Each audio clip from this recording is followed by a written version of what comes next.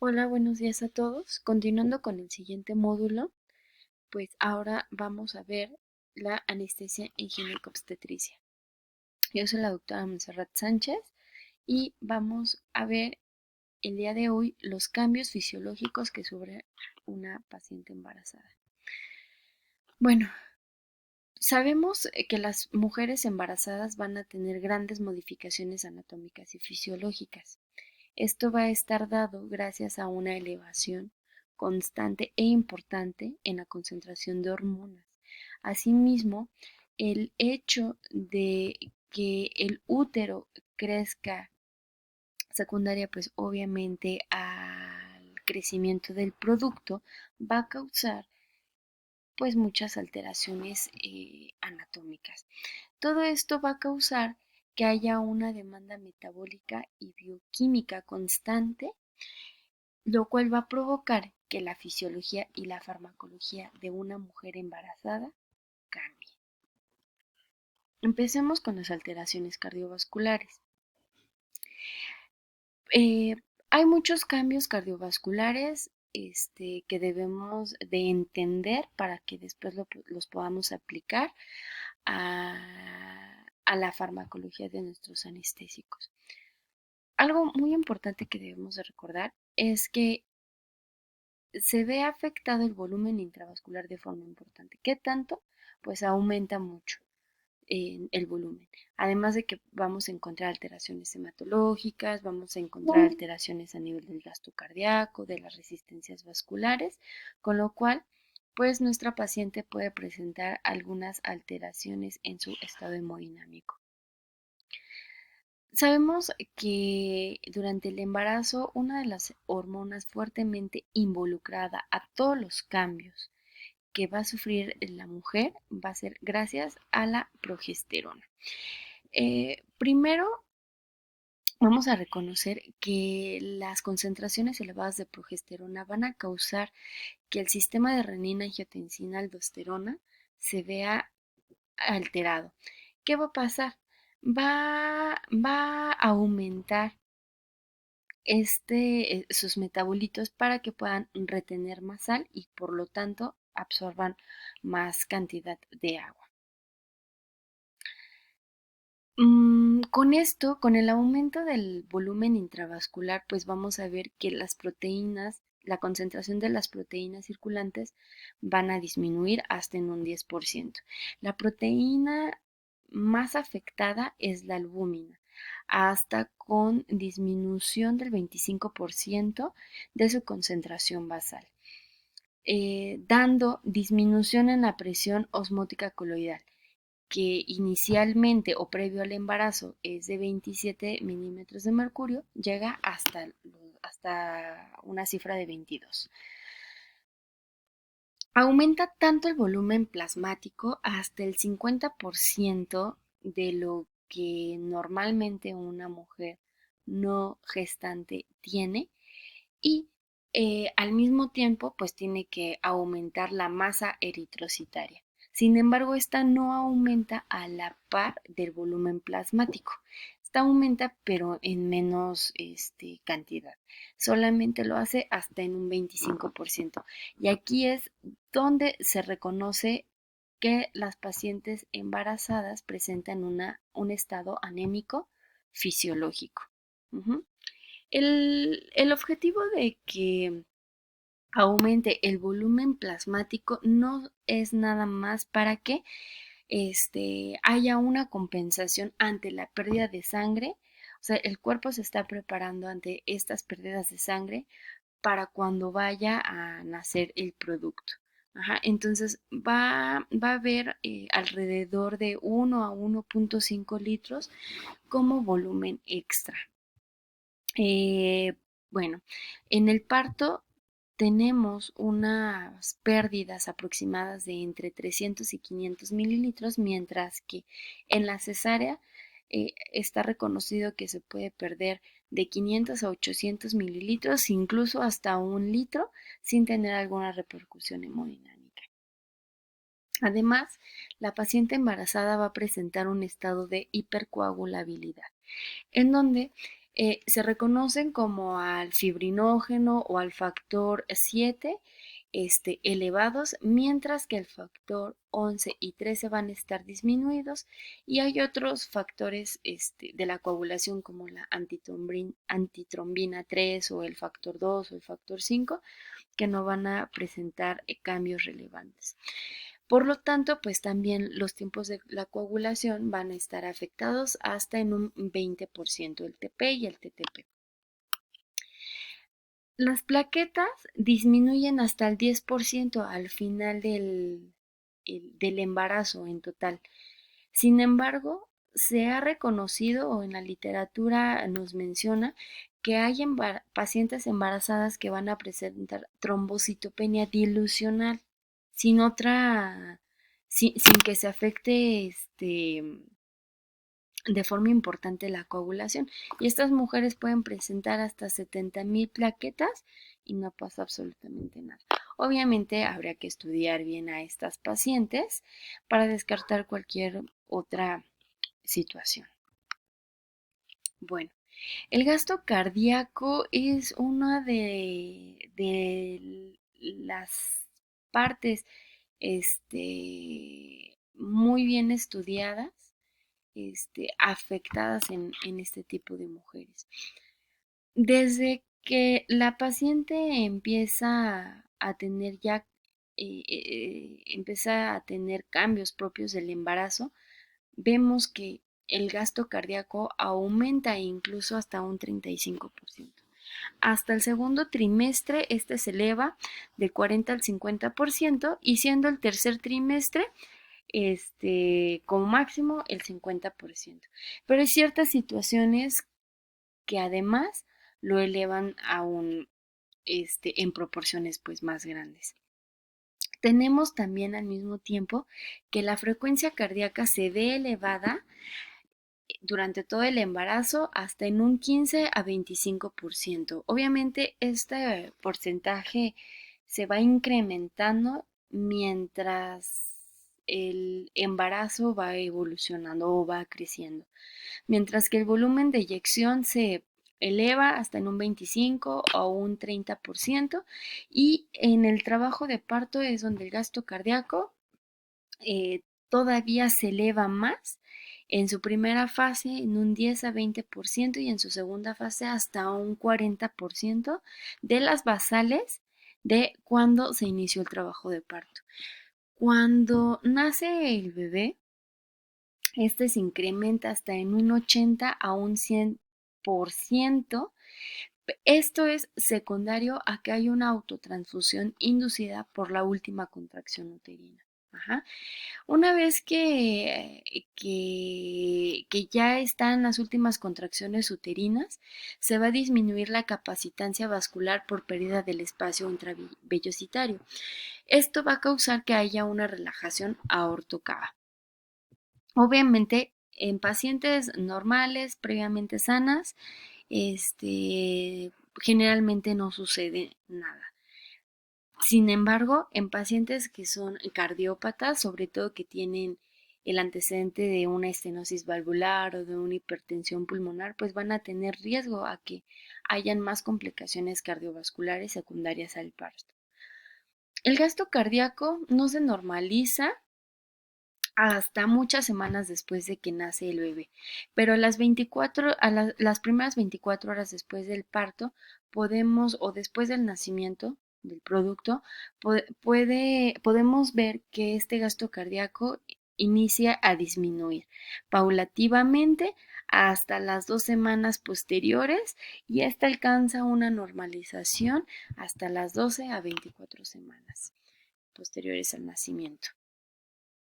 Otros cambios importantes son a nivel de la resistencia vascular periférica. Aquí vamos a encontrar sobre todo que las resistencias vasculares periféricas van a disminuir, con lo cual va a provocar que la presión arterial, tanto sistólica como diastólica, disminuyan hasta en un 5 a 20%.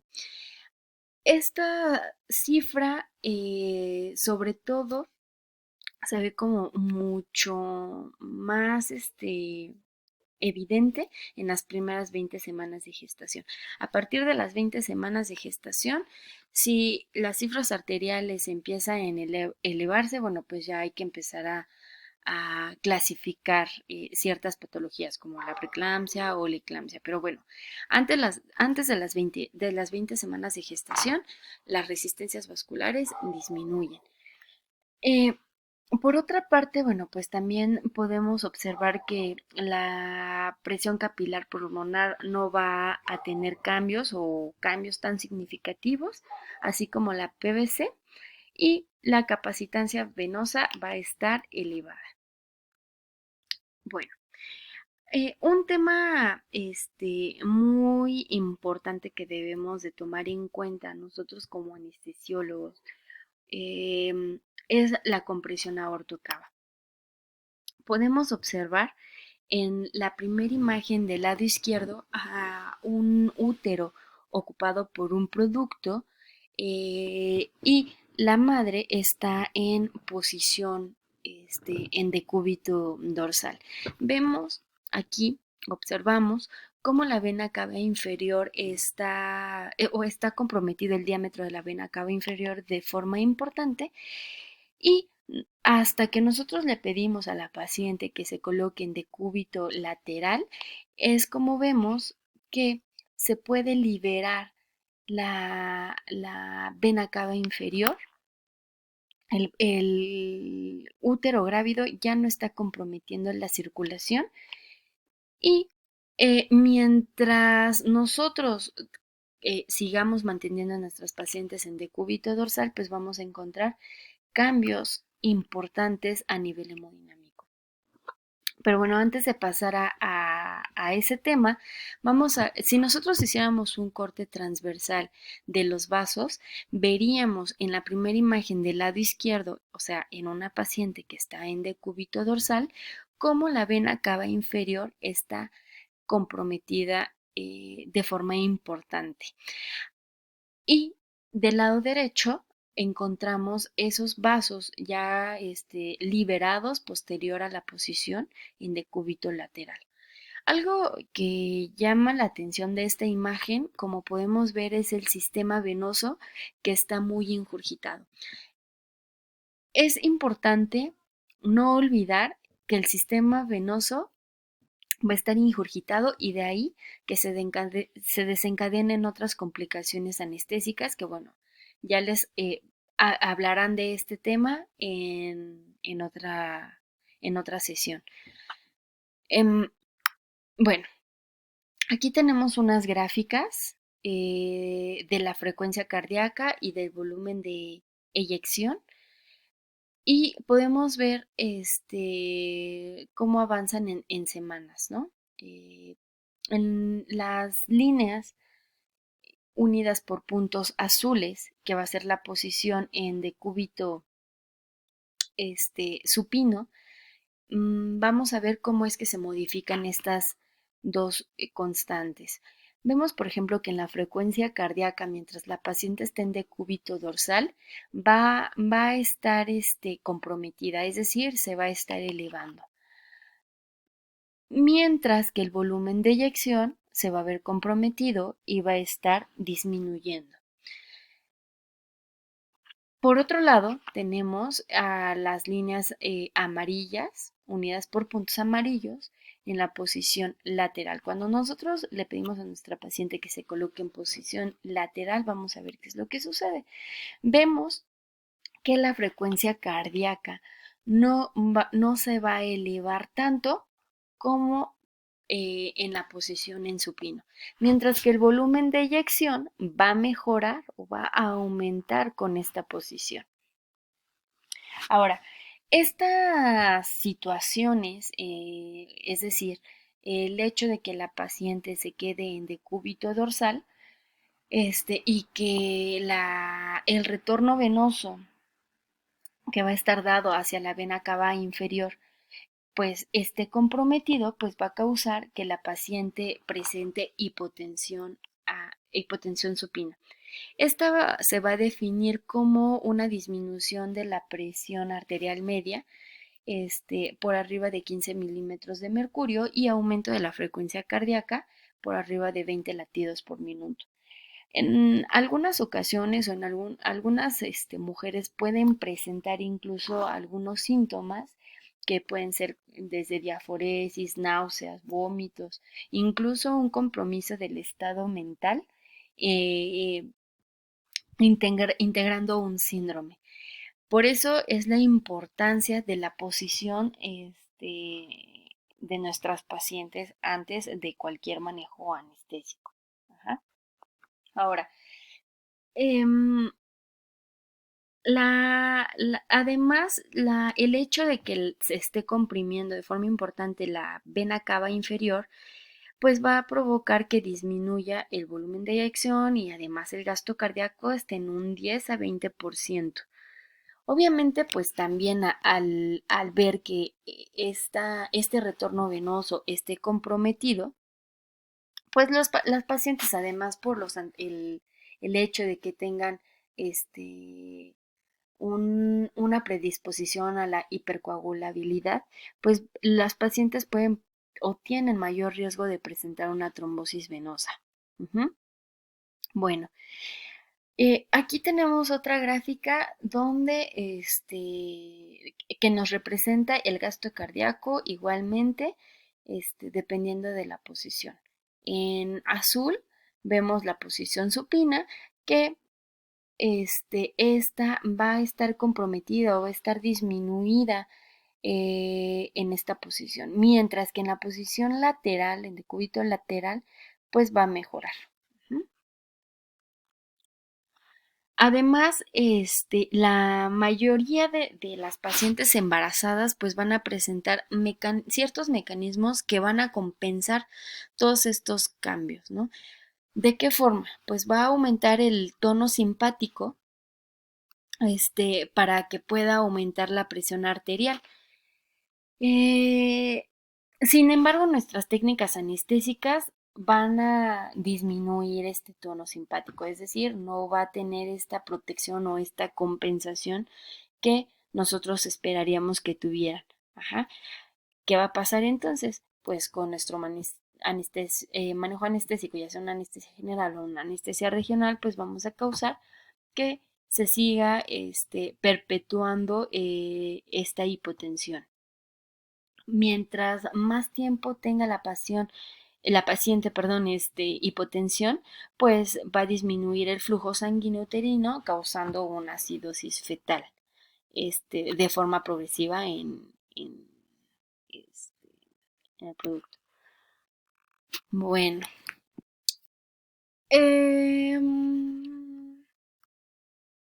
es importante colocar una cuña por debajo de la cadera de la paciente para disminuir el riesgo o más bien para no causar tanta dificultad del retorno venoso de la vena cava inferior. Una vez que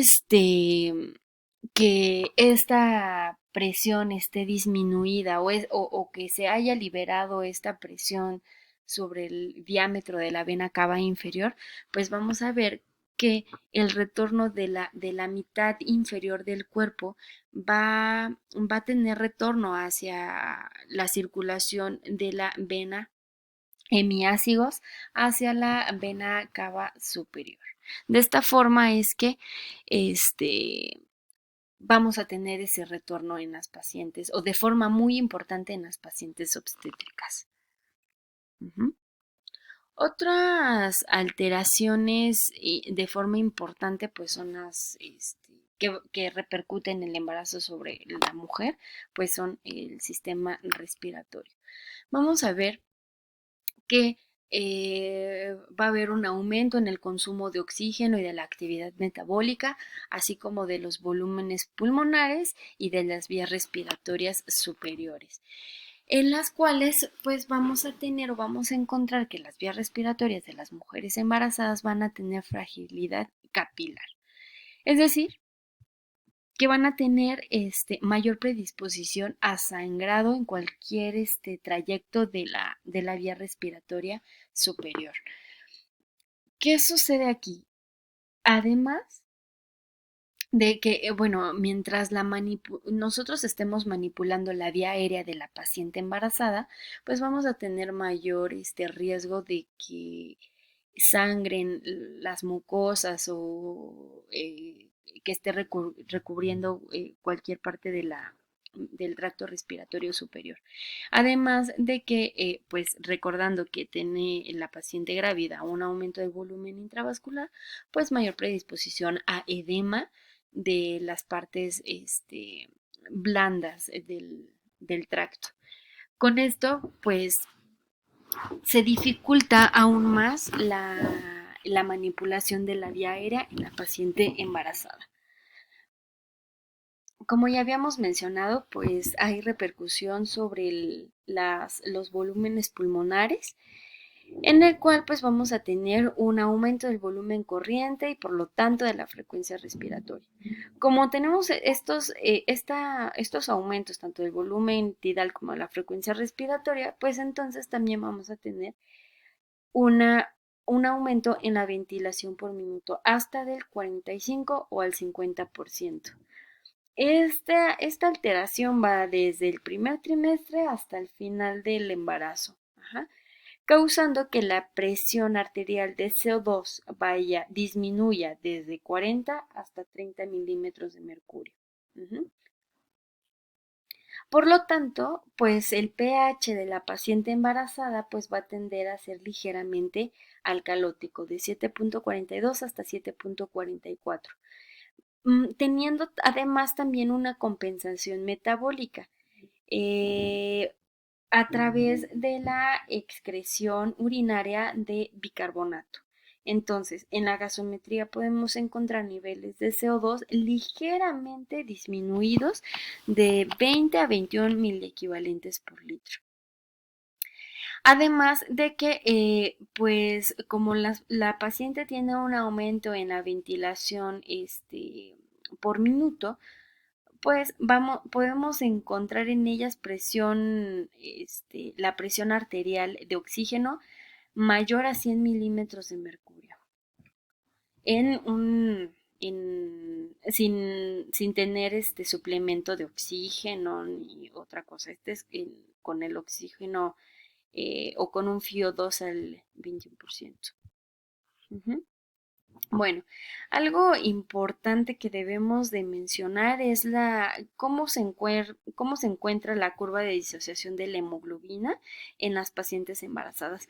En esta gráfica podemos observar de color azul a pacientes que no están embarazadas, como la presión de oxígeno está en 50, mientras que en las pacientes embarazadas se va a ir hacia la derecha, quedando una presión de hasta 30 milímetros de mercurio.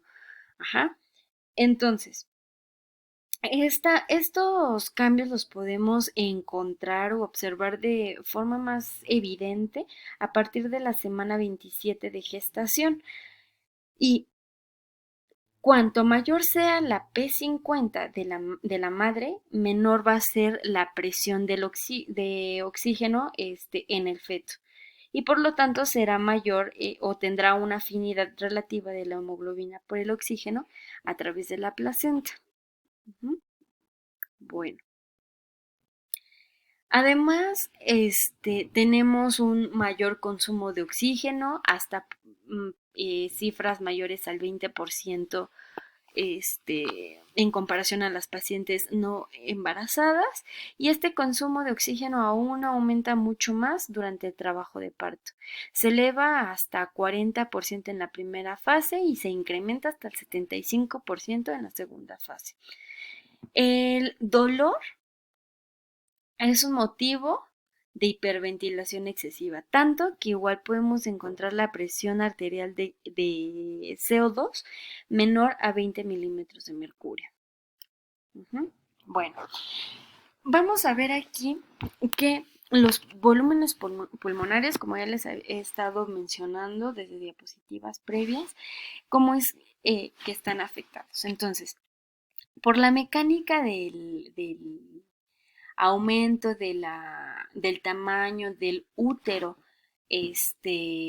pues vamos a ver que va a elevar incluso el diafragma hasta 4 centímetros por arriba, causando que el volumen residual disminuya incluso un 20% con respecto a una paciente que no esté embarazada. Además, va a estar afectada de forma importante la capacidad residual funcional, que va a ser de 1350 mililitros, y podemos ver en la gráfica del lado izquierdo, en la curva del lado izquierdo, que la capacidad residual funcional normal es aproximadamente de 1700, entonces vemos cómo hay una disminución de 350 mililitros. Además de que se requiere mayor consumo de oxígeno, que ya les había dicho que era mayor al 20%, pues ¿qué va a suceder? Que la reserva de las pacientes embarazadas pues va a estar disminuida. Es por esta causa o esta razón que se recomienda que a las pacientes embarazadas y a quienes se les vaya a dar una anestesia general, pues se oxigenen de forma adecuada, este, ya que son sensibles a la hipoxia. Uh-huh. Al haber una disminución del volumen residual, de la capacidad residual funcional, pues también vamos a ver cómo es que aumenta el volumen minuto hasta el 50%, ¿no? Que ya lo habíamos mencionado antes. Estas tres situaciones causan incluso que el CAM necesario para mi paciente esté disminuido. ¿Qué quiero decir con esto?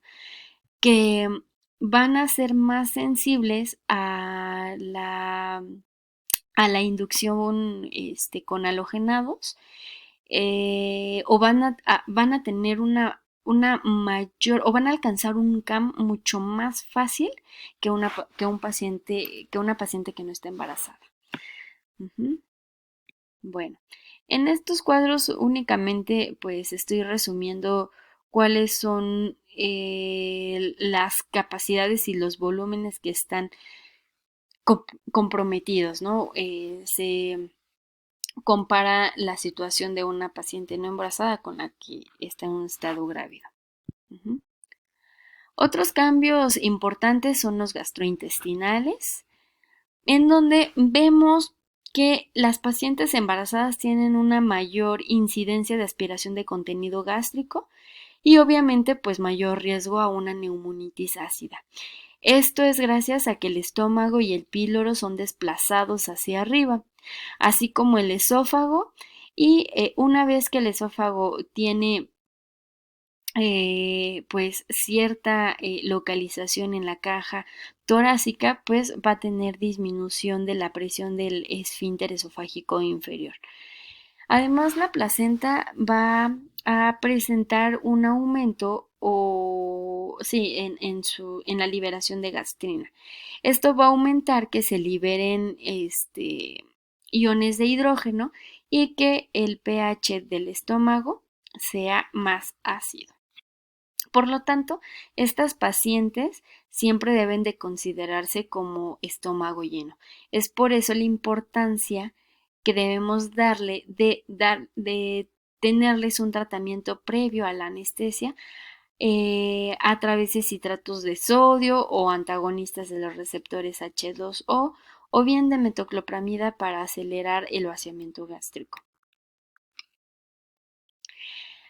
También encontramos alteraciones hepáticas y biliares, en donde vamos a encontrar aumento de las enzimas como la AST o ALT y las bilirrubinas hasta sus valores normales pero superiores en el límite.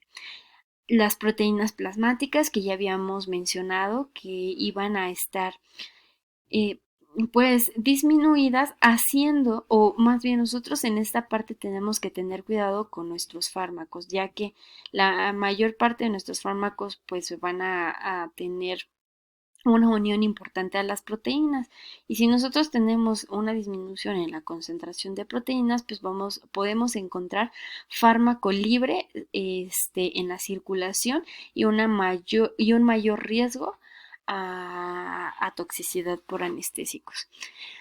Además, la fosfatasa alcalina va a estar elevada de forma importante hasta el doble de lo normal, con lo cual pues vamos a tener un mayor riesgo de vaciamiento incompleto de la vesícula biliar.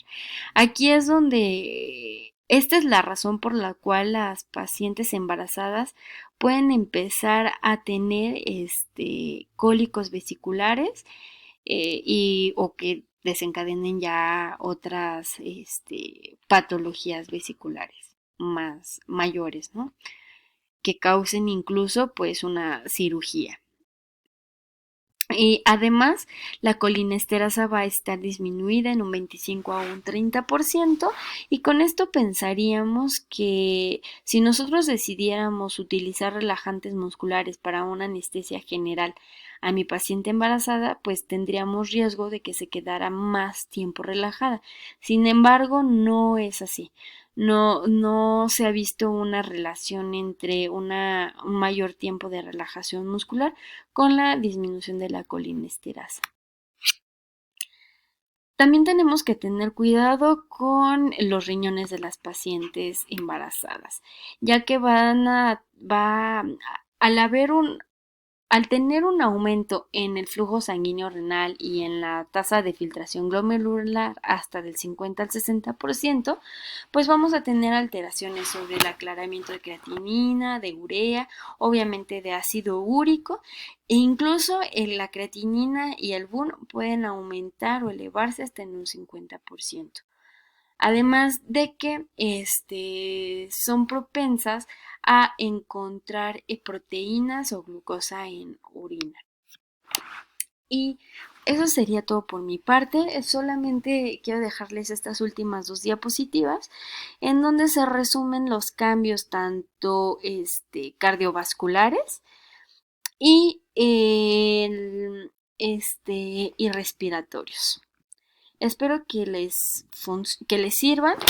Espero que les haya gustado la plática y que no es una plática tan rebuscada, es realmente los aspectos más importantes que debemos de saber de las pacientes grávidas. Pues muchas gracias, eso sería todo por mi parte.